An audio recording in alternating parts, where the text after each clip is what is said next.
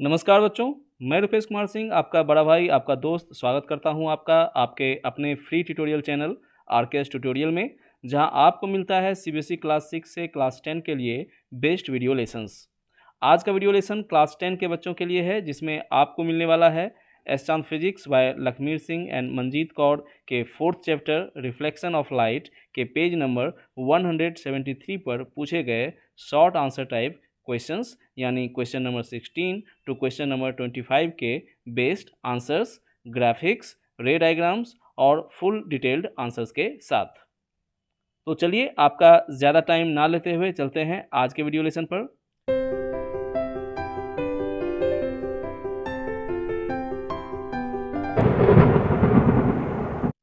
बच्चों, आज हम लोग जो short answer type questions solve करने वाले हैं वो जिन टॉपिक्स पर बेस्ड हैं वे हैं Why is light a form of energy? Luminous and non-luminous objects, nature of light, reflection of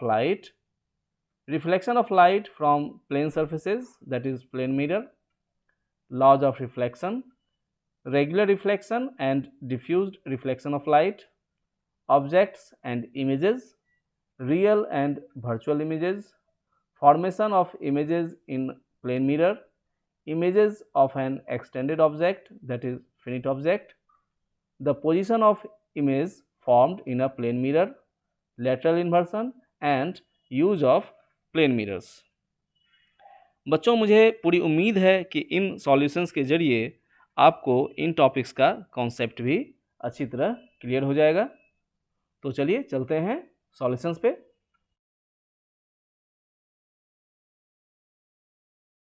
बच्चों, शॉर्ट आंसर टाइप क्वेश्चंस में जो पहला क्वेश्चन है, क्वेश्चन नंबर 16, वह है what is the difference between a real image and a virtual image, give one example of each type of image. आपको real image और virtual image में जो डिफरेंसेस हैं वो बताने हैं और इन दोनों ही टाइप्स ऑफ इमेज का आपको एग्जांपल देना है। तो चलिए सबसे पहले हम लोग जो डिफरेंस है इन दो टाइप्स ऑफ इमेजेस के बीच वो हम लोग देखते हैं।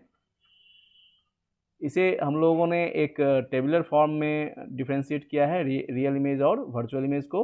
यहाँ पहला कॉलम आपका सीरियल नंबर का है, दूसरा हम लोग यहाँ पे रियल इमेज को रखे हैं, है ना, और अगले कॉलम में हम लोगों ने वर्चुअल इमेज को रखा है। हम लोग इसे कंपेयर करते हैं। पहला पॉइंट हम लोग देखते हैं, real images are formed due to actual intersection of light. Real images are formed due to actual intersection of light rays after reflection और रिफ्रैक्शन थ्रू ऑप्टिकल डिवाइसेस। बच्चों, आपको पता है कि रियल इमेजेस को हम लोग रियल क्यों बोलते हैं? क्योंकि ये एक्चुअली फॉर्म होते हैं, है ना, ये बनते हैं actually due to actual intersection of light rays after reflection और रिफ्रैक्शन थ्रू ऑप्टिकल डिवाइसेस।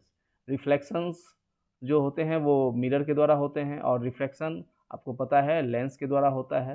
तो चाहे वो मिरर हो या लेंस हो, मिरर के केस में कॉनकेव मिरर और कॉन्वेक्स लेंसेज ये रियल इमेज बच्चों फॉर्म करते हैं, है ना, क्योंकि इनमें जब रिफ्लेक्शन या रिफ्रैक्शन होता है ना, तो रिफ्लेक्शन या रिफ्रैक्शन के बाद जो लाइट रेज रिफ्लेक्टेड या रिफ्रैक्टेड लाइट रेज होती हैं वो एक्चुअली एक दूसरे को इंटरसेक्ट करती हुई हमारी आइज़ पर आती हैं। तो जहाँ पे ये लाइट रेज एक दूसरे को इंटरसेक्ट करते हुए हमारी आँख पर आती हैं, जिस पॉइंट पे ये एक दूसरे को इंटरसेक्ट करती हैं वहाँ पे हमें ऑब्जेक्ट का रियल इमेज मिलता है।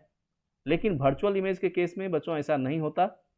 Virtual images are not actually formed, है ना, वर्चुअल इमेज एक्चुअली बनते नहीं हैं। हमारी आँख को बस एक परसेप्शन होता है, एक फीलिंग होती है उनको देख पाने की, क्योंकि आपको पता है कि किसी ऑब्जेक्ट को देख पाने की कंडीशन सिर्फ और सिर्फ इतनी होती है कि उस ऑब्जेक्ट से इमिटेड या रिफ्लेक्टेड लाइट हमारी आँखों तक पहुँच जाए।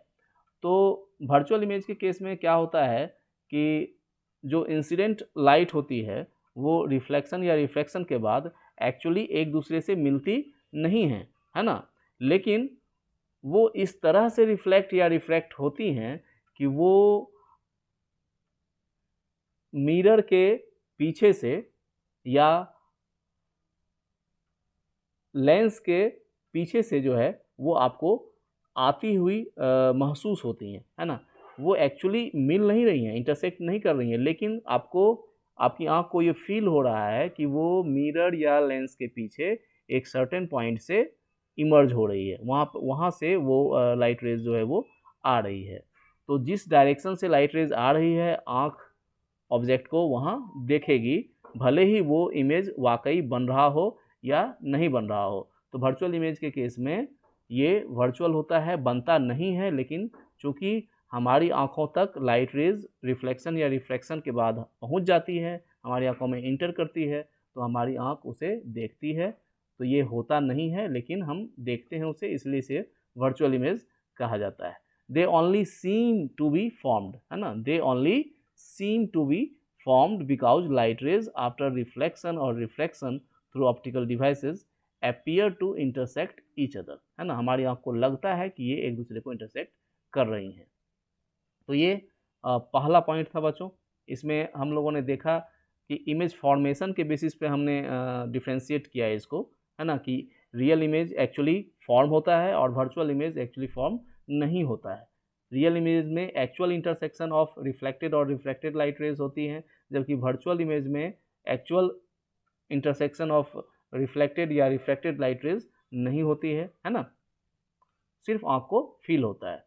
तो दूसरा जो डिफरेंस है बच्चों, उसमें हम लोग देखेंगे इरेक्ट या इन्वर्टेड के बेसिस पे, कि जो इमेज बनता है वो इन्वर्टेड होता है या इरेक्ट होता है with respect to the object. तो यहाँ पे रियल इमेज जो होता है बच्चों, आपको पता है ये हमेशा इन्वर्टेड होता है with respect to the object.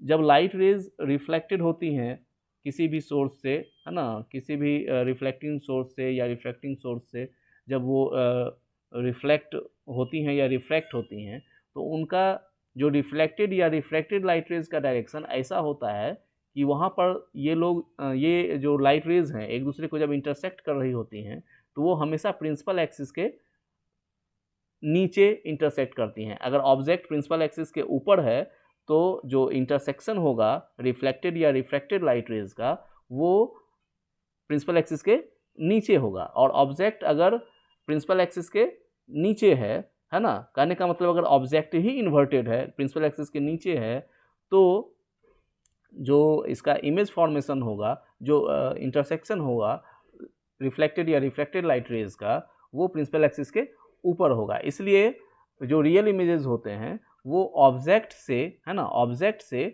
अगर हम कंपेयर करें तो ये हमेशा ही उल्टा जो है बनता है रियल इमेज। लेकिन वर्चुअल इमेज के केस में चूंकि ये एक्चुअल इंटरसेक्शन होता नहीं है बच्चों, ये सिर्फ अपीयर होता है, तो रिफ्लेक्शन या रिफ्रैक्शन के बाद ये लाइट रेज जो हैं वो मिरर से या लेंस से आती हुई महसूस होती हैं। तो उनका डायरेक्शन इस तरह से होता है कि वो अगर ऑब्जेक्ट प्रिंसिपल एक्सिस के ऊपर है तो ये जो अपीयर हो रहा है पॉइंट ऑफ इंटरसेक्शन, है ना, वो भी प्रिंसिपल एक्सिस के ऊपर ही होता है। और अगर ऑब्जेक्ट प्रिंसिपल एक्सिस के नीचे है तो जो वर्चुअल पॉइंट ऑफ इंटरसेक्शन है ना, एक्चुअली वो है नहीं, तो जो वर्चुअल पॉइंट ऑफ इंटरसेक्शन है वो भी प्रिंसिपल एक्सिस के नीचे होगा। तो इस तरह से जो वर्चुअल इमेजेस फॉर्म होते हैं, है ना, वो हमेशा ऑब्जेक्ट के कंपैरिजन में इरेक्ट होते हैं। जैसा ऑब्जेक्ट होता है वैसा ही उसका वर्चुअल इमेज भी होता है, दोनों एक दूसरे के रिस्पेक्ट में इरेक्ट होते हैं। रियल इमेज के केस में ये एक दूसरे के रिस्पेक्ट में इन्वर्टेड होते हैं, है ना। ऑब्जेक्ट अगर सीधा है तो उसका इमेज उल्टा बनेगा, ऑब्जेक्ट अगर उल्टा है तो उसका इमेज सीधा बनेगा रियल इमेज के केस में। और वर्चुअल इमेज के केस में अगर ऑब्जेक्ट उल्टा है तो उसका इमेज भी उल्टा बनेगा, और ऑब्जेक्ट अगर सीधा है तो उसका इमेज भी सीधा बनेगा, है ना। ये दूसरा डिफरेंस था इन्वर्टेड या इरेक्ट के बेसिस पर। और तीसरा डिफरेंस होता है बच्चों, हम लोग तीसरा डिफरेंस लेते हैं कि स्क्रीन पर हम इस इमेज को ऑब्टेन कर पा रहे हैं या नहीं। तो रियल इमेज आप जान रहे हैं बच्चों कि यहाँ पे लाइट रेज एक्चुअली एक दूसरे को इंटरसेक्ट करती हैं, है ना, और वहाँ से इंटरसेक्ट करती हुई हमारी आंखों तक पहुँचती हैं। तो यहाँ पे एक्चुअल इमेज फॉर्मेशन हो रहा है। तो जहाँ पर ये पॉइंट ऑफ इंटरसेक्शन है बच्चों, अगर वहाँ पे हम अगर एक स्क्रीन प्लेस कर देते हैं तो आपको एक्चुअल इमेज जो है वो उसका मिलेगा, है ना, क्योंकि वहाँ पर वो इमेज फॉर्म हो रहा है। जब तक स्क्रीन नहीं थी तो वो एम्प्टी स्पेस था, तो हमें वो इमेज तभी दिखेगा जब वहाँ हम एक स्क्रीन प्लेस करेंगे। अगर हम एक स्क्रीन वहाँ प्लेस नहीं कर रहे हैं, तब हमें अगर उसका ऑब्जेक्ट देखना है तो आपको कहाँ आना पड़ेगा, आपको पॉइंट ऑफ इंटरसेक्शन के जस्ट पीछे आना पड़ेगा। मतलब वो जो इमेज फॉर्म हो रहा है, आपकी आंख जस्ट उसके सामने, आपकी आंख उसके पीछे होनी चाहिए, तब आप उस इमेज को देख पाओगे। अगर आप दूसरे डायरेक्शन से उस इमेज को देखना चाह रहे हो तो आपको क्या करना होगा, आपको एक जो एक स्क्रीन है उस पॉइंट पे आपको प्लेस करना होगा, है ना। तो आपको जो इमेज वहाँ एक्चुअली फॉर्म हो रहा है, अब चूंकि वहाँ पे एक स्क्रीन है तो वो इमेज आपको दिखेगा। वर्चुअल इमेज के केस में ऐसा नहीं होता है बच्चों।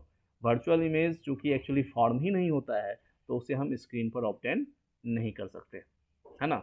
रियल इमेजेस आप ऑब्टेन कर सकते हैं कॉनकेव मिरर की सहायता से और कॉन्वेक्स लेंस की सहायता से। ये आप लोग घर पे खुद भी करके देख सकते हो। आप किसी डिस्टेंट ऑब्जेक्ट, है ना, या कोई दूर कोई गाड़ी अगर जा रही है तो उसका भी इमेज आप अपने विंडो से जो है वो ऑब्टेन कर सकते हैं, है ना। लेकिन अगर आप ये काम करना चाहें कॉन्वेक्स मिरर की सहायता से या कॉनकेव लेंस की सहायता से तो आपको सफलता नहीं मिलेगी। आप चूँकि ये दोनों ही जो डिवाइसेस हैं, कॉन्वेक्स मिरर और कॉनकेव लेंस, ये वर्चुअल इमेजेस फॉर्म करते हैं। तो कॉन्वेक्स मिरर और कॉनकेव लेंस से हम लोग जो है वो रियल इमेजेस ऑब्टेन नहीं कर सकते, स्क्रीन पर हम इनको नहीं ले सकते हैं। ओके, तो मैं समझता हूँ कि अगर आपने इसका कॉन्सेप्ट अगर अच्छे से पहले नहीं भी लिया है तो आपको अब ये अच्छे से क्लियर हो रहा होगा, है ना। एग्जाम्पल हम देख लेते हैं। रियल इमेज जो होता है बच्चों, वो image formed on a cinema screen is an example of real image. जैसे अभी मैंने जस्ट आपको बताया कि रियल इमेज को आप स्क्रीन पर ऑब्टेन कर सकते हैं। अगर आपको सामने से देखना है उस इमेज को तो आपको एक स्क्रीन वहाँ पर रखनी होगी। तो हम लोग सिनेमा स्क्रीन में क्या करते हैं, this case is the same case, है ना। वहाँ प्रोजेक्ट किया जाता है, फिल्म को प्रोजेक्ट किया जाता है स्क्रीन पर। तो ये इमेज जब रियल होगा तभी तो वो स्क्रीन पर आएगा। इसलिए image formed on a cinema screen is an example of real image. Virtual images जो होते हैं बच्चों, आप जानते हैं प्लेन मिरर के केस में, है ना, प्लेन मिरर के केस में जो इमेज फॉर्मेशन होता है बच्चों वो वर्चुअल इमेज होता है। इसके अलावा आप स्पून में जो इमेज देखते हैं अपना, है ना, स्पून में आपको वर्चुअल इमेज दिखेगा अगर आप स्पून के पिछले हिस्से में देखें, जो कि कॉन्वेक्स मिरर की तरह काम करता है। अगर आप सामने देखते हैं स्पून को तो ये कॉनकेव मिरर की तरह काम करता है, और वहाँ जो आपको इन्वर्टेड इमेज मिलता है, उल्टा इमेज मिलता है, दैट इज़ रियल इमेज, है ना। तो सिनेमा स्क्रीन पर जो इमेज मिल रहा है वो भी रियल इमेज है, स्पून के फ्रंट साइड में जो इमेज मिल रहा है वो भी रियल इमेज है ना। और जो प्लेन मिरर में आपको इमेज मिल रहा है या स्पून के पिछले हिस्से पर जो बैक साइड पे इमेज आपको मिलता है जो कि सीधा होता है, ये वर्चुअल इमेज के एग्जांपल्स हैं। ओके, नेक्स्ट क्वेश्चन की ओर चलते हैं। नेक्स्ट क्वेश्चन बच्चों, इसमें आपसे पूछा जा रहा है, एक इंग्लिश अल्फ़ाबेट आपको दिया गया है, the letter F is placed in front of a plane mirror, how would its image look like when seen in a plane mirror. और दूसरा, what is the name of the phenomenon involved. तो आपको पता है कि plane mirror के case में lateral inversion होता है बच्चों, है ना, लेटरली इन्वर्टेड इमेजेस बनते हैं। तो एफ जो है, ये एफ आप देख रहे हो, आप जानते भी हो एफ का शेप कैसा होता है। अब आप थोड़ा सा इमेजिनेशन करो, है ना, इमेजिन करो, ये आप सोचो कि अगर आप प्लेन मिरर के सामने इसको रखोगे और वो लेटरली इन्वर्टेड होगा तो वो कैसा हो जाएगा।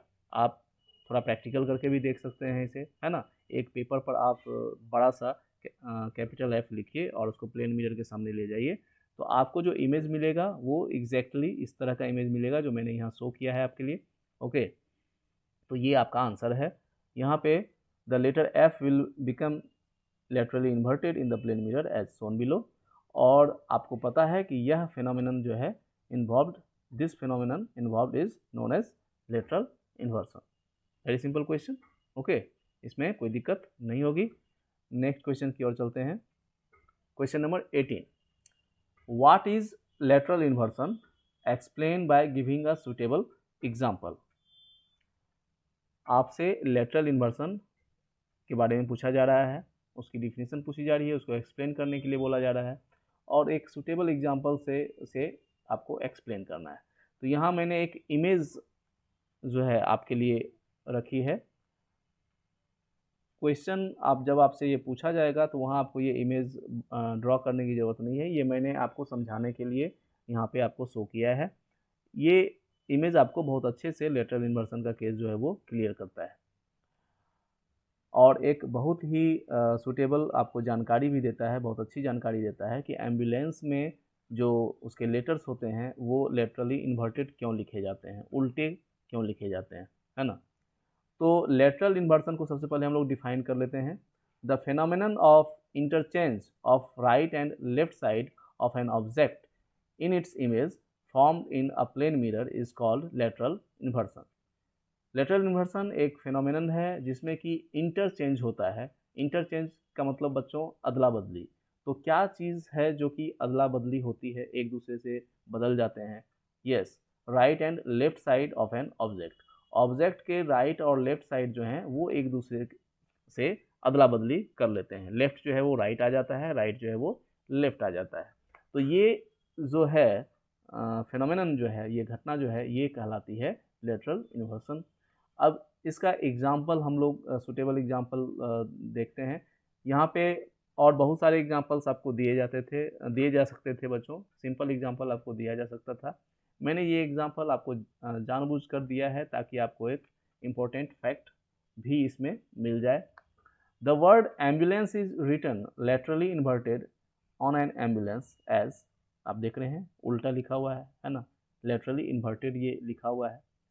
So that the side mirror of the vehicle running ahead of it could reflect the correct spelling ambulance due to lateral inversion, है ना. यहाँ पे आपने देखा है कि एम्बुलेंस में ये उल्टा लिखा जाता है, लेटरल इन्वर्टेड लिखा जाता है. क्यों लिखा जाता है? क्योंकि एम्बुलेंस के जस्ट आगे, है ना, एम्बुलेंस के जो आगे गाड़ी चल रही है, ट्रैफिक फंसा हुआ है, ट्रैफिक जाम है, बहुत सी गाड़ियां लगी हुई, या सड़क पे रश है, बहुत सारी गाड़ियां हैं एम्बुलेंस के आगे. एम्बुलेंस को निकलना है, पेशेंट जो है वो क्रिटिकल स्टेज में है ना, उसको जल्दी से जल्दी हॉस्पिटल पहुंचाना है. एम्बुलेंस का मतलब ही यही होता है. देखते हैं कि एम्बुलेंस पे एक जो है लगा हुआ होता है, वो आवाज़ भी करता रहता है ताकि लोग उसे जल्दी से जल्दी साइड दें. तो कभी कभी सायरन से जो है वो लोग अगर अलर्ट ना हो पाएँ तो वो जो मिरर में देखेंगे, तो मिरर में देखेंगे कि उन्हें पीछे एम्बुलेंस नज़र आएगा, लेकिन ये एम्बुलेंस ही लिखा हुआ नज़र आए, इसके लिए ज़रूरी है कि वो पहले उल्टा लिखा हुआ हो, है ना. तो जो करेक्ट स्पेलिंग है एम्बुलेंस की वो उल्टी लिखी जाती है. तो vehicle driver recognises the ambulance and give space for it. तो व्हीकल ड्राइवर जो है वो रिकॉग्नाइज करता है कि अरे ये तो एम्बुलेंस है मेरे पीछे, मुझे इसको साइड देना चाहिए, और वो उसे स्पेस देता है. So that the patient might get the treatment on time and his life में सेव्ड. ताकि पेशेंट जो है वो समय पे उसे ट्रीटमेंट मिले और उसकी ज़िंदगी जो है वो बचाई जा सके. Very clear. चलते हैं नेक्स्ट क्वेश्चन पे.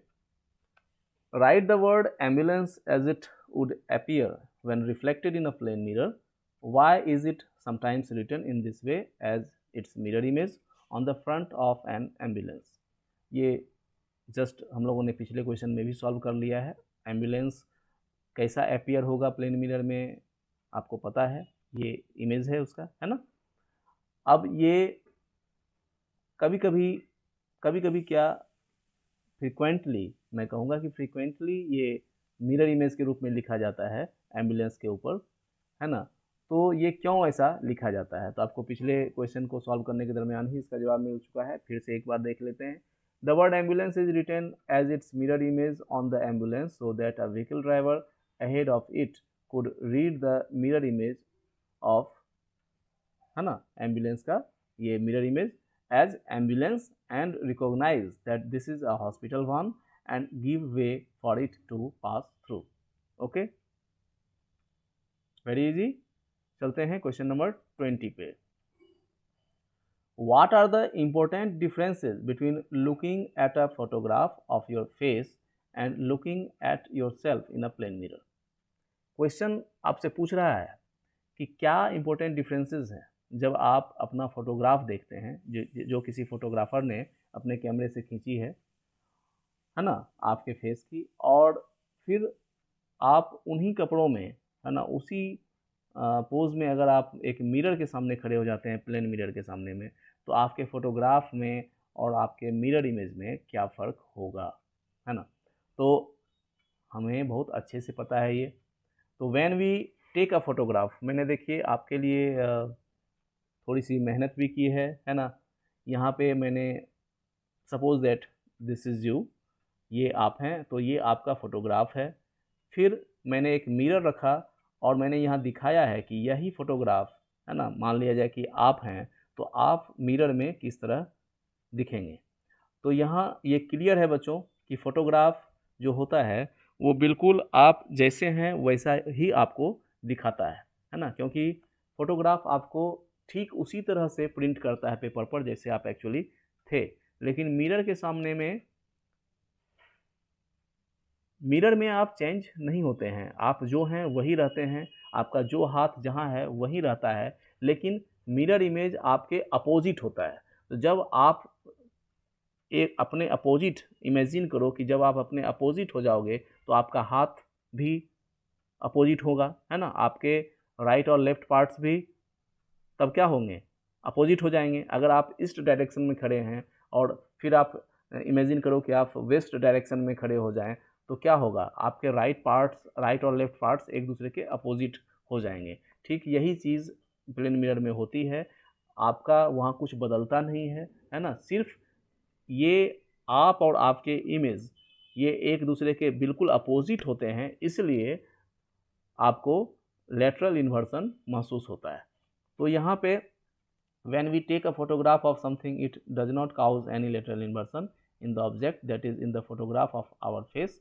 Right and left parts will not be interchanged. मेरे फेस का जो राइट और लेफ्ट पार्ट्स है, मेरा दायां गाल और बायां गाल एक दूसरे से बदलेंगे नहीं फोटोग्राफ में, लेकिन हम लोग जब प्लेन मिरर में देखेंगे तो ये बदले हुए महसूस होंगे, है ना, क्योंकि प्लेन मिरर में जो हमारे राइट और लेफ्ट पार्ट्स होंगे फेस के वो गेट्स लेटरली इन्वर्टेड। ओके, तो इमेज से ये आपको बहुत अच्छे से क्लियर हो रहा है। चलते हैं नेक्स्ट क्वेश्चन की ओर। Question number 21।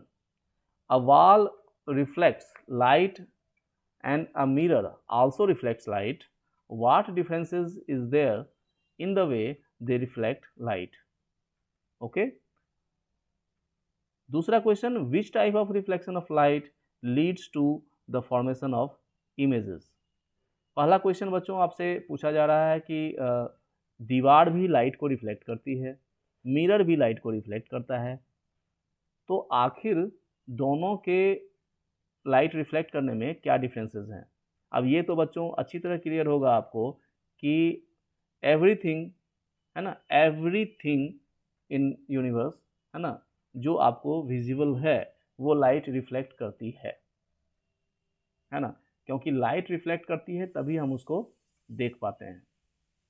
लेकिन यहाँ आपको ये हैरानी हो सकती है कि प्लेन मिरर में जैसे हम अपने आप को देखते हैं, अपना इमेज देखते हैं, ठीक उसी तरह से आखिर हर ऑब्जेक्ट में हम अपना इमेज क्यों नहीं देखते, है ना। ये जो पहला क्वेश्चन है ये एक्चुअली आपसे यही पूछ रहा है, इसका जो हिडन क्वेश्चन है इसमें वो यही है कि आप अपने आप को दीवार में क्यों नहीं देख पाते हैं जिस तरह से आप मिरर में अपने आप को देखते हैं।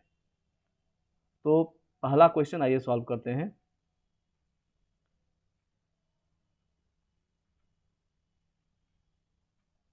बच्चों आपको पता है कि वॉल का जो सरफेस होता है वो रफ होता है, a wall has a rough surface, so the reflection by a wall is a diffuse reflection. हम लोग अभी डिफ्यूज रिफ्लेक्शन को और अच्छे से एक्सप्लेन करेंगे, पढ़ेंगे इसे, डीप में हम लोग समझेंगे इसे। मैंने सिर्फ इस क्वेश्चन के लिए आपको डिफ्यूज और जो स्पेक्युलर रिफ्लेक्शन होता है, रेगुलर रिफ्लेक्शन होता है, उसको ब्रॉडली जो है एक्सप्लेन किया है ना। मुझे पूरा विश्वास है कि आप इन टर्म्स को अच्छे से समझ लोगे। तो वाल का जो सरफेस होता है बच्चों वो रफ होता है, तो इससे डिफ्यूज रिफ्लेक्शन होता है। डिफ्यूज रिफ्लेक्शन में होता क्या है, अ parallel beam of light incident on it is reflected in different directions, है ना। डिफ्यूज रिफ्लेक्शन में एक पैरेलल बीम ऑफ लाइट, देखिए ये जो पैरेलल बीम ऑफ लाइट है, पहला जो इमेज है आपके सामने, है ना, कर्सर को देखिए, एरो को, ये आपके सामने घूम रहा है, ये जो पहला इमेज है ये आपको रेगुलर रिफ्लेक्शन को शो कर रहा है, और जो दूसरा इमेज है ये डिफ्यूज रिफ्लेक्शन को शो कर रहा है। पहला सरफेस जो है वो मिरर सरफेस को डिनोट करता है, दूसरा सरफेस एक वॉल सरफेस को डिनोट कर रहा है। वॉल सरफेस से आप देख रहे हैं कि ये जो तीन रेज हैं, है ना, 1, 2 एंड 3, ये तीनों रेज जो हैं वो पैरेलल बीम ऑफ लाइट थी जो कि वॉल पर इंसिडेंट हुई, और वॉल के सरफेस के कारण ये जब रिफ्लेक्ट होती हैं तो रेगुलरली रिफ्लेक्ट नहीं होती हैं, ये एट रेंडम।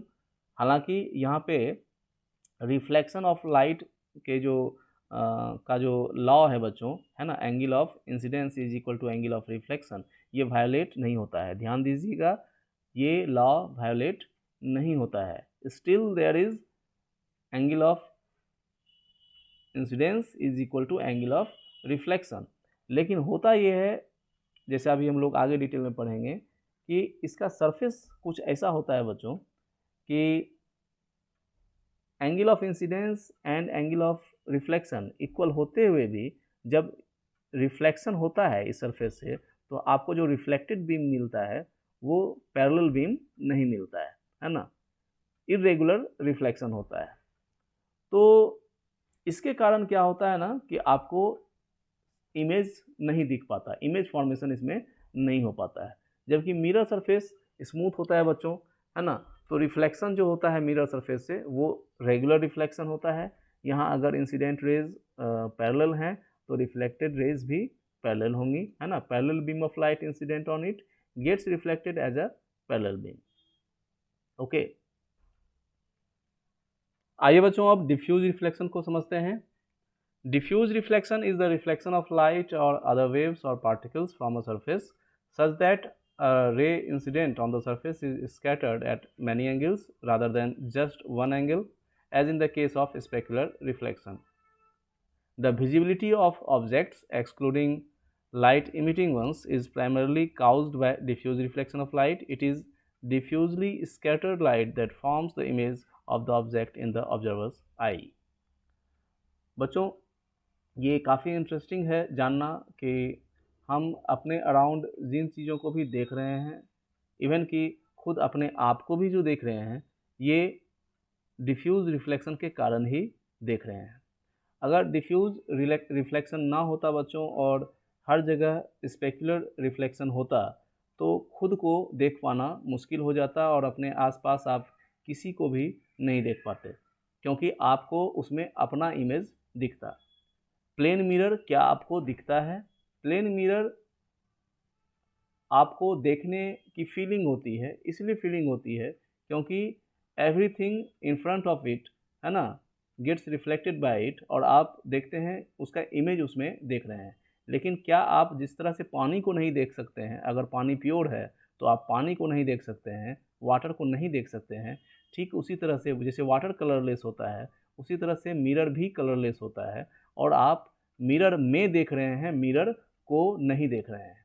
अगर प्रत्येक चीज़ जो आपके दाएं बाएं आपके चारों ओर हैं, आपका भाई, आपके फ्रेंड्स, आपकी माँ, आपके पिताजी, आपके घर की दीवारें, है ना, हर एक सामान, आपकी किताब, आपकी कलम, जो भी आपके पास है, अगर ये डिफ्यूज़ रिफ्लेक्शन ना करे और ये रेगुलर रिफ्लेक्शन करना शुरू कर दे तो ये चीज़ें आपको नहीं दिखेंगी और आपको अपना इमेज उसमें दिखेगा, है ना।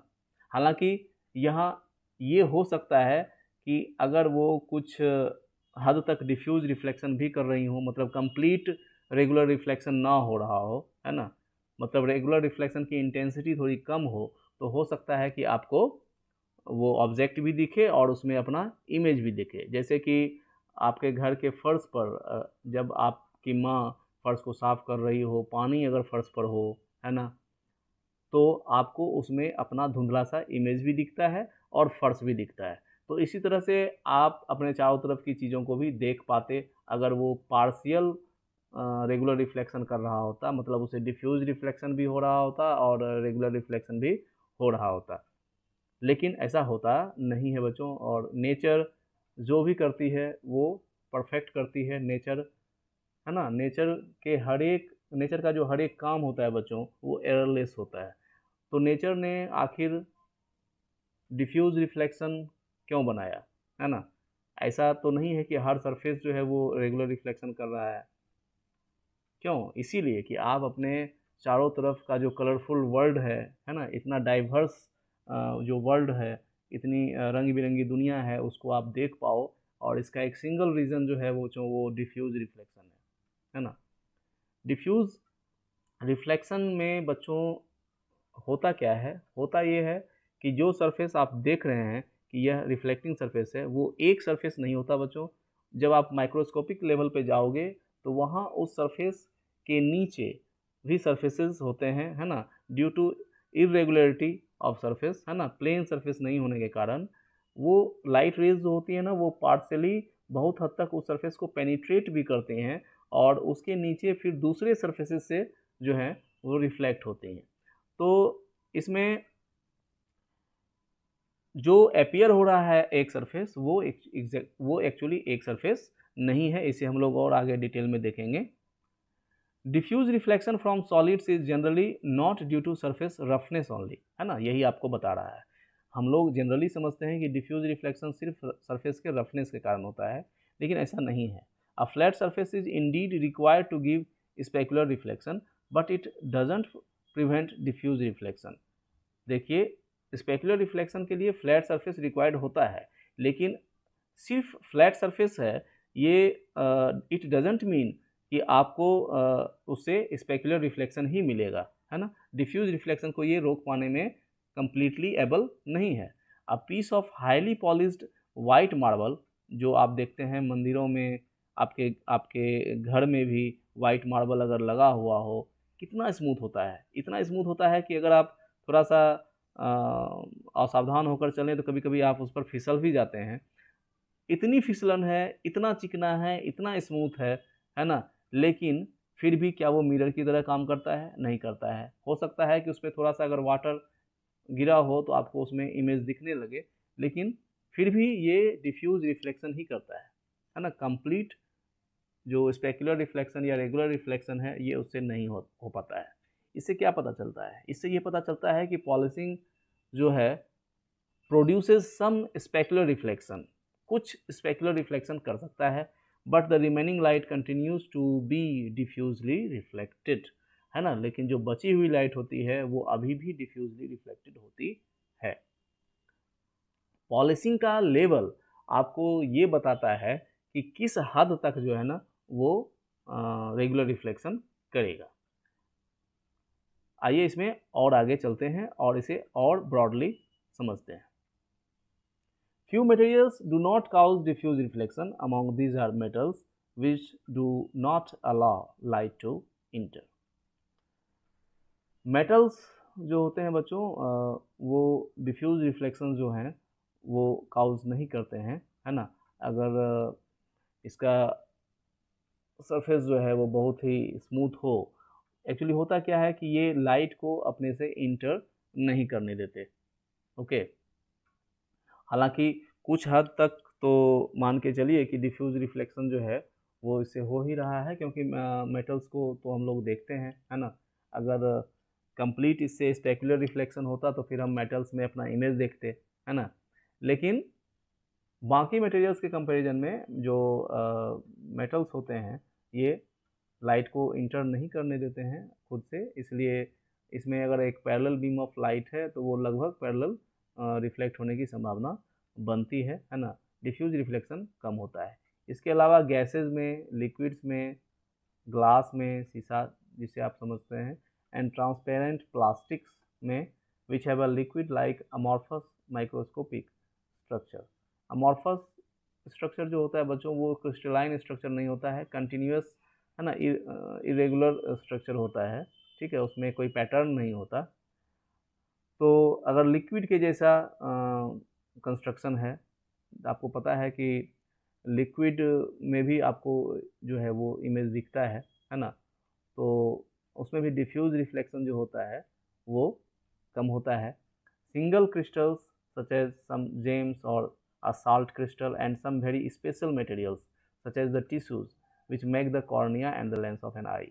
These materials can reflect diffusely, however, ये materials भी reflect कर सकते हैं, है ना, however, इसीलिए इसके साथ जुड़ा हुआ है however, ये भी कर सकते हैं, करते नहीं है लेकिन कर सकते हैं, if their surface is microscopically rough, अगर उनका surface को microscopically rough कर दिया जाए, like in a frost glass। आप अपने घरों में इस तरह के ग्लासेस आपने देखे होंगे कि जिससे कि ट्रांसपेरेंट नज़र नहीं हो, मतलब ट्रांसपेरेंट जो नहीं होते हैं, मतलब सनलाइट उससे अंदर आ जाती है लेकिन आप उसके बाहर नहीं देख पाते, है ना।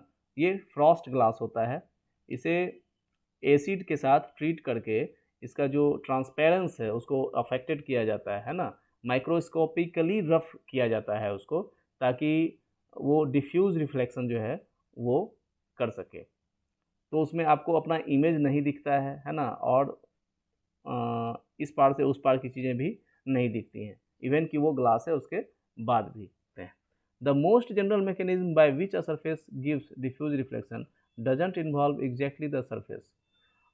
बच्चों, जैसा मैंने पहले कहा कि सरफेस से जोड़कर डिफ्यूज रिफ्लेक्शन को नहीं देखना चाहिए। जो सबसे जनरल मैकेनिज्म जो है बच्चों डिफ्यूज रिफ्लेक्शन का, वो सरफेस को इन्वॉल्व नहीं करता है, बल्कि most of the light is contributed bye scattering centres beneath the surface. Surface के नीचे जो स्कैटरिंग सेंटर्स होते हैं जिससे कि लाइट बिखरती है ना, सरफेस के नीचे वाले लेवल पर जो लाइट है वो स्कैटर्ड होती है और यही डिफ्यूज रिफ्लेक्शन को कंट्रीब्यूट करता है। यहाँ देखिए, ये फिगर आपको बहुत कुछ समझाएगा। Generally the interface between the small particles that constitute many materials is irregular on a scale comparable with light wavelength. बच्चों, वेवलेंथ क्या है? वेवलेंथ एक कंप्लीट ऑसिलेशन में एक वेव जितना डिस्टेंस कवर करता है, which is very very very very very small, है ना, बहुत ही कम। तो लाइट की जो वेवलेंथ है ना, उसके स्केल पर, उसके कंपैरिजन में अगर कोई मटेरियल है जो कि इरेगुलर है ना, generally the interface between the small particles that constitute many materials is irregular on a scale comparable with light wavelength. So diffuse light is generated at each interface. तो light जब आगे बढ़ती है इससे, तो उसको बार बार अलग अलग लेयर्स मिलते हैं और इन अलग अलग लेयर्स से वो लाइट रिफ्लेक्ट भी होती है और ट्रांसमिट भी होती है। ट्रांसमिटेड लाइट फिर अगले लेयर से रिफ्लेक्ट होती है ना। देखिए, ये लाइट, इंसिडेंट लाइट इस मटेरियल के भीतर आ रही है, ये जो प्राइमरी इंसिडेंट लाइट थी बच्चों वो है। अब यहाँ पर ये जब भीतर आई तो इसको इतने सारे लेयर्स मिले, ये पहला लेयर मिला तो ये लाइट रे इस तरह से रिफ्लेक्ट हो गई। उसके बाद फिर अंदर ये लाइट इंटर की, इसको फिर एक दूसरा लेयर मिला जहाँ से फिर ये लाइट इस तरह से रिफ्लेक्ट हुई, है ना। इस तरह से अब यहाँ देखिए, ये लाइट रे यहाँ पर जब आई थी तो कुछ ट्रांसमिट हुई, मतलब बाहर निकली और फिर रिफ्लेक्ट हो गई अंदर, है ना, इंटरनल रिफ्लेक्शन हुआ। तो यहाँ पे इंटरनल रिफ्लेक्शंस भी हो रहे हैं, है ना, रिफ्रैक्शंस भी हो रहे हैं, मतलब लाइट उसको क्रॉस करके दूसरे मीडियम में भी जा रही है। तो यहाँ बहुत सारे एंगल्स जो हैं उन पे लाइट रेज का रिफ्लेक्शन हो रहा है। तो लाइट, इंसिडेंट लाइट का जो डायरेक्शन था, है ना, वो कुछ और था, और उसके बाद एक ही रे ऑफ लाइट के इतने सारे डायरेक्शंस में इसके कंपोनेंट्स, है ना, इसके पार्ट्स जो है वो बट जाते हैं। तो ये आपको स्कैटरिंग बता रहा है, समझा रहा है कि एक सरफेस से, एक जो रफ सरफेस है उसके भीतर किस तरह से डिफ्यूज रिफ्लेक्शन जो है वो होता है। तो depending on the material and surface roughness reflection में मोस्टली स्पेकुलर, मोस्टली डिफ्यूज और एनीवेयर इन बिटवीन। अब ये कोई सरफेस जो है बच्चों वो स्पेकुलर होगा, स्पेकुलर रिफ्लेक्शन देगा या डिफ्यूज रिफ्लेक्शन देगा, ज़्यादा स्पेकुलर देगा या ज़्यादा डिफ्यूज देगा, ये डिपेंड करेगा उस मटेरियल पे, है ना। जैसे मैंने बताया कि मटेरियल की क्वालिटी पे डिपेंड करता है और उसके सरफेस के रफनेस पर भी डिपेंड करेगा, है ना। सरफेस जितना ज़्यादा रफ होगा डिफ्यूज रिफ्लेक्शन उतना ज़्यादा होगा, है ना। और मटेरियल्स पे डिपेंड करते हुए भी ये जो है वो हो सकता है ना। जैसे मैंने आपको ऊपर बताया कुछ मटेरियल्स मैंने एग्जांपल्स दिए आपको, मेटल्स में डिफ्यूज रिफ्लेक्शन कम होता है, गैसेज में कम होता है ना। आपकी कॉर्निया का जो टिश्यूज़ हैं वो डिफ्यूज रिफ्लेक्शन नहीं होने देते।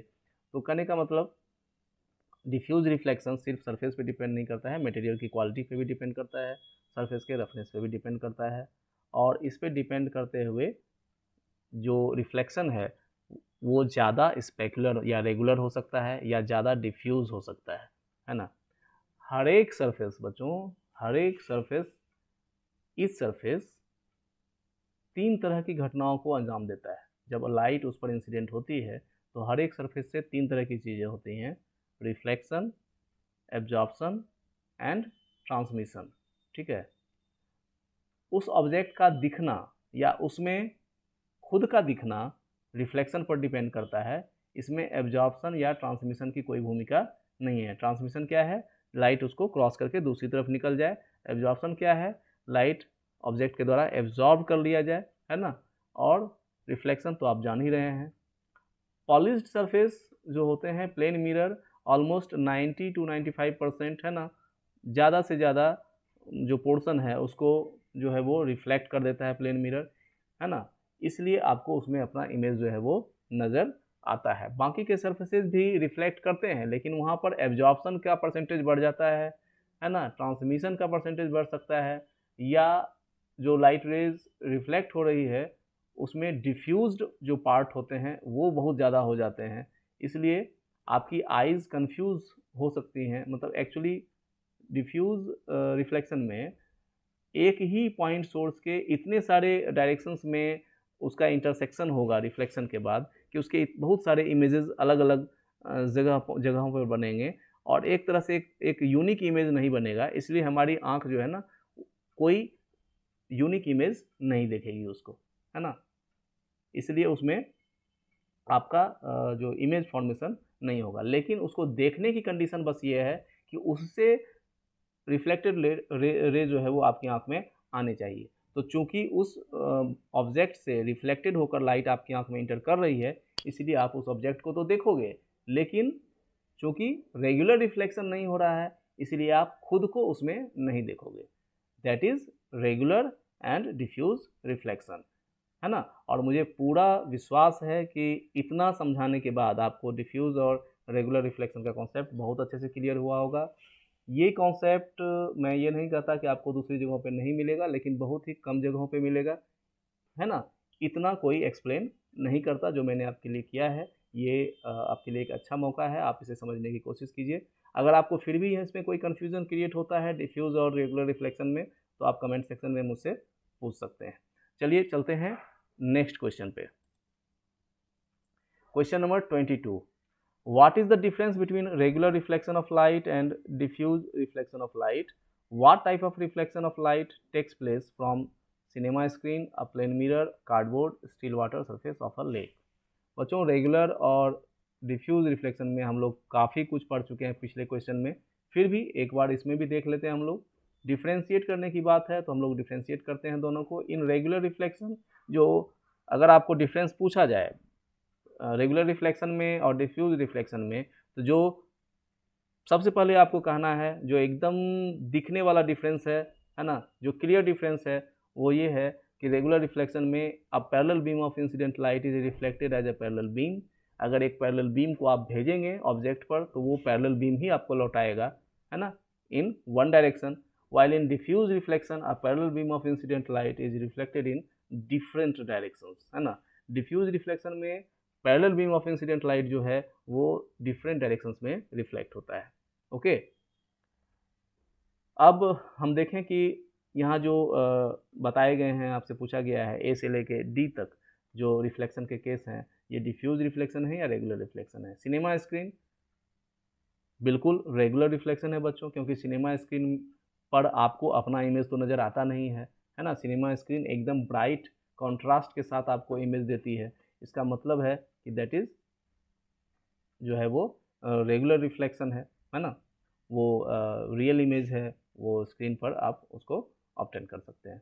प्लेन मिरर के केस में भी रेगुलर रिफ्लेक्शन है बच्चों, क्योंकि उसमें आप अपना इमेज देख पा रहे हैं, है ना। सिनेमा स्क्रीन पर जो था वो रियल इमेज था, इमेज बन रहा है, मतलब रेगुलर रिफ्लेक्शन है।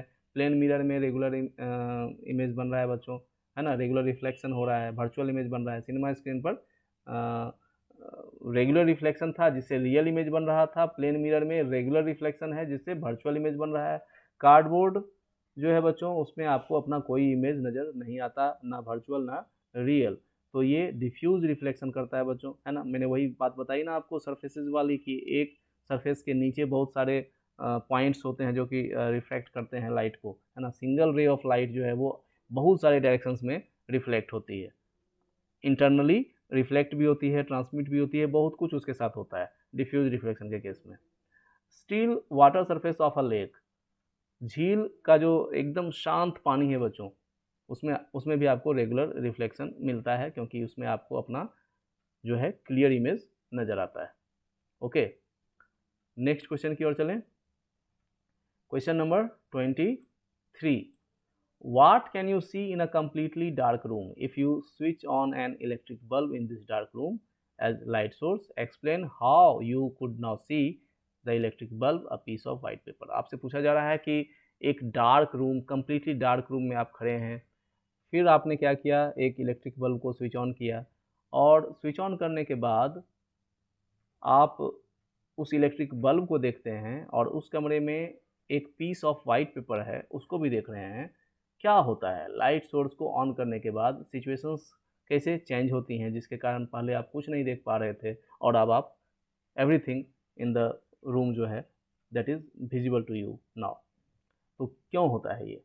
तो इसका आंसर है बच्चों, there is no light to be reflected by any of the object present in the room.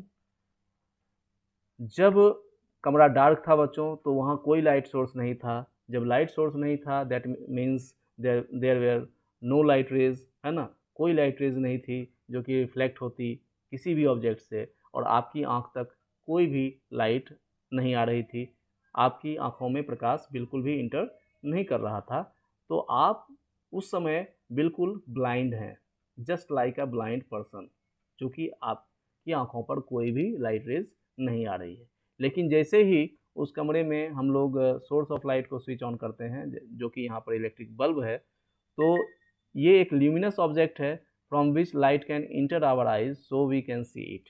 तो ये तो लाइट इमिट कर रहा है, खुद अपना ही लाइट इमिट कर रहा है, भेज रहा है, तो ये डायरेक्ट हमारी आंखों में लाइट भेज रहा है, तो हम तो उसको देखेंगे ही, क्योंकि देखने की कंडीशन बस इतनी है कि इमिटेड लाइट या रिफ्लेक्टेड लाइट हमारी आंखों पर आए। और जहाँ तक वाइट पेपर की बात है बच्चों, वाइट कलर जो होता है that is mixture of all 7 colours, है ना। और वाइट कलर्ड सब्सटेंसेस जो होते हैं, इसीलिए प्रत्येक वेवलेंथ ऑफ लाइट को रिफ्लेक्ट करते हैं, है ना। सातों कलर जो होते हैं लाइट के, आपको पता है 7 कलर्स, ये सभी रिफ्लेक्ट हो जाते हैं ऑलमोस्ट, इसीलिए वो पेपर आपको वाइट लगता है। तो यहाँ पे पीस ऑफ वाइट पेपर को मिल रहा है लाइट इलेक्ट्रिक बल्ब से, तो ये क्या करेगा, उसको रिफ्लेक्ट करेगा, और रिफ्लेक्ट करने के कारण अब इससे लाइट रेज रिफ्लेक्ट होकर हमारी आंखों तक पहुंचने लगेगी, इसलिए हम इस ऑब्जेक्ट को अब देख पाएंगे। पहले नहीं देख पा रहे थे क्योंकि वहाँ कोई लाइट सोर्स अवेलेबल नहीं था जो कि पेपर को लाइट दे, जिसे वो रिफ्लेक्ट कर कर हमारी आंखों तक भेज पाए। Very clear. Next question, question number 24, जिसका पहला पार्ट है, a boy with a mouth 5 centimetre wide stands 2 meters away from a plane mirror, where is his image and how wide is the image of his mouth?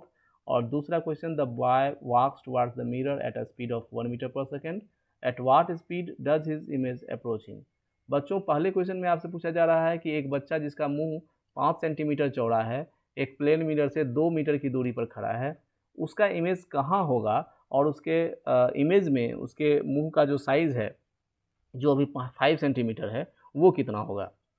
तो आपको पता है कि plane mirror में जस का तस, है ना, जैसा है वैसा ही दिखता है ऑब्जेक्ट, और उसी डिस्टेंस पे दिखता है जितने डिस्टेंस पे वो उसके सामने खड़ा है। तो इमेज कहाँ होगा, मिरर के पीछे 2 मीटर पर होगा और उसमें उसके माउथ का साइज भी 5 सेंटीमीटर ही होगा। तो as we know that a plane mirror form erect images of same size and at the same distance behind the mirror as the object is in front of the mirror, so the width of the image of his mouth will be the same, that is 5 centimeter, and the image will be 2 meter behind the mirror surface. Okay, clear. दूसरा, अब क्या करता है, लड़का दौड़ने लगता है ना। देखिए लड़का जो है मिरर की तरफ दौड़ रहा है। आप लोगों के लिए मैंने ये डायग्राम भी प्रोड्यूस किया है ताकि आपको अच्छे से क्लियर हो। लड़का मिरर की तरफ दौड़ना शुरू कर दिया और उसकी स्पीड है 1 metre per second. At what speed does his image approach him. अब ये बताना है कि इस लड़के को अपना इमेज किस स्पीड के साथ अपनी ओर दौड़ता हुआ महसूस होगा, है ना। एक बहुत ही interesting question. As the object and its image are always at equal distances from the mirror surface, their rate of change of position with respect to the mirror surface will also be equal. तो जो speed होगी दोनों की, चाहे वो image हो या लड़का हो, मिरर के कंपैरिजन में अगर हम बात करें तो स्पीड दोनों की सेम होगी, क्योंकि ये दोनों मिरर से हमेशा सेम डिस्टेंस पे होंगे, है ना। जो कि हम लोग जानते हैं प्लेन मिरर से इमेज फॉर्मेशन के केस में हम लोग जानते हैं कि ऑब्जेक्ट और इमेज डिस्टेंस जो है मिरर से हमेशा सेम रहता है। तो rate of change of position जो है वो मिरर के केस में बिल्कुल सेम होगा। So the image will move towards the mirror surface at the same speed, है ना, ये भी उसी रफ्तार से दौड़ेगा। So the distance between the boy and its image will decrease at double of their speed. अब ये तो एकदम क्लियर है कि अगर ये दोनों ही एकदम सेम स्पीड के साथ दौड़ रहे हैं एक दूसरे की तरफ, तो जो रिलेटिव स्पीड होगा इन दोनों का एक दूसरे के लिए वो क्या होगा, उसका डबल हो जाएगा, है ना। ये रिलेटिव वेलोसिटी आप लोग बहुत अच्छे से अपने अगले स्टैंडर्ड्स में इसको पढ़िएगा। ये एक्चुअल स्पीड नहीं होती है, आपको फील होती है कि इस स्पीड के साथ जो है वो ऑब्जेक्ट मेरी तरफ आ रहा है। अब चूंकि ये भी मिरर की तरफ 1 मीटर पर सेकेंड से दौड़ रहा है और जो एक्चुअल लड़का था वो भी 1 मीटर पर सेकेंड की स्पीड से मिरर की तरफ दौड़ रहा है, तो ये दोनों ही स्पीड जो है वो एडअप, है ना, जुड़ जाएंगी और ये 2 मीटर पर सेकेंड की स्पीड हो जाएगी एक दूसरे के लिए। Thus the image will approach the boy with speed of 2 metre per second. क्योंकि अगर ये लड़का 5 मीटर, है ना, सॉरी यहाँ तो 2 मीटर की दूरी पे है ही, तो अगर ये 1 सेंटीमीटर भी अगर ये मिरर की तरफ मूव करता है तो इसका इमेज भी 1 सेंटीमीटर मूव करता है, तो ये दोनों एक दूसरे दोनों के बीच का जो डिस्टेंस है वो 2 सेंटीमीटर घट जाता है ना। समझ में आ रहा है आपको। जितना लड़का मिरर की तरफ जाएगा दौड़कर, उतना ही डिस्टेंस उसका इमेज भी मिरर की तरफ आएगा, तो दोनों के बीच का डिस्टेंस क्या होगा, उसका दुगना घटेगा। इसलिए स्पीड भी दुगनी होगी दोनों की एक दूसरे के लिए, है ना। बिल्कुल क्लियर। अब आज का हमारा इस सेक्शन का last question short answer type में, question number 25, an extended object in the form of an arrow pointing upward has been placed in front of a plane mirror। Plane mirror के सामने एक ऑब्जेक्ट जो है वो एक arrow के रूप में जो कि अपवर्ड पॉइंटेड है रखा गया है। ड्रॉ अ लेवल ray diagram to show the formation of the image. इसका लेवल डायग्राम हमें ड्रॉ करना था जो मैंने यहाँ आप लोगों के लिए कर दिया है। State the use of plane mirrors. देखिए ये लेवल डायग्राम है, प्लेन मिरर है एम डैश, इसके सामने ऑब्जेक्ट है ए बी, है ना, एरो के फॉर्म में जो कि ऊपर पॉइंट कर रहा है। यहाँ से पॉइंट ए और पॉइंट बी दोनों से हम लोगों ने इंसिडेंट लाइट रेज ली है। इमेज फॉर्मेशन के लिए 2 लाइट रेज कम से कम होनी चाहिए, तो हम लोगों ने दोनों ही पॉइंट सोर्सेज से 2 लाइट रेज लिए हैं। एक लाइट रेज हम लोगों ने AC जो ली है वो बिल्कुल नॉर्मली इंसिडेंट हो रही है, उसी तरह से BF भी बिल्कुल नॉर्मली इंसिडेंट हो रही है, और AD और BG जो है हम लोगों ने ऑब्लिकली कोई भी रैंडम लाइट रेज जो है वो ली है। इनके पैरेलल होने पे मत जाइएगा, ये कोई भी लाइट रेज आप इसकी जगह ले सकते हैं, है ना। एडी और बीजी को बिल्कुल पैरेलल शो करने की ज़रूरत नहीं है। यहाँ बस इतना ध्यान रखना है कि angle of incidence is equal to angle of reflection हो, है ना। तो जब आप इस तरह से ड्रॉ करोगे तो आप देखोगे कि ए का जो इमेज बनता है वो ए डैश पे बनता है, और बी का बी डैश पे बनता है, और ए डैश बी डैश बिल्कुल एक दूसरे के अपोजिट बनते हैं।